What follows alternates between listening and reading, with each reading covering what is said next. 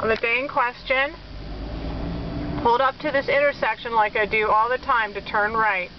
You're supposed to stop behind the white line, which I did.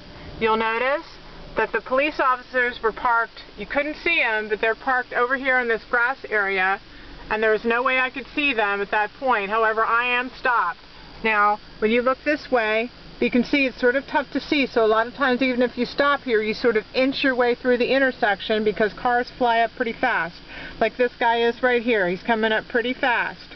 So you have to sort of watch where you're going.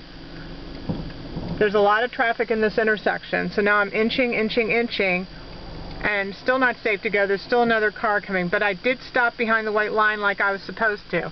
Now at this point, the officer might be able to see me, but I am a good 5 feet in front of the white line at this point.